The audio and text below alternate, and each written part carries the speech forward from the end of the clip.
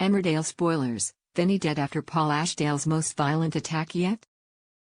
Vinny, Bradley Johnson, makes a discovery about Paul Ashdale, Reese Dinsdale, in Emmerdale, but he's soon left fighting for his life as his dad delivers an intense and brutal beating. The preparations for Paul and Mandy Dingle's, Lisa Riley, stag do is underway, but in spite of the celebrations, Lydia's, Karen Blick, doubts about Paul are more apparent than ever. Meanwhile, Vinny's interest is piqued when he overhears Paul having a conversation. And when he quizzes him about such a thing, Paul ends up putting his foot in it, as he gets the details of his kidnap story all mixed up. Vinny reveals his doubts to Liv Flaherty, Isabel Steele. And having had enough, he decides to confront his dad head-on, as the stag do commences.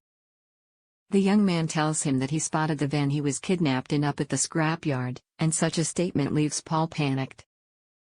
Therefore, he heads off to make a phone call to Connor, but little does he know that Vinny has overheard, and thus puts two and two together.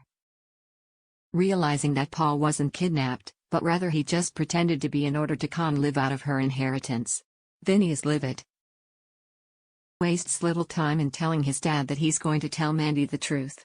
Unwilling to let that happen, Paul hardens and intimidates his son once more. Vinny backtracks, and backs away, as an unhinged Paul closes in, and pummels him to the ground, and subsequently beats the young man. Afterwards, Vinny lies unconscious with blood trickling from his mouth. Paul stares at his son, who is still unconscious. He becomes convinced that he's killed him. Is Vinny dead?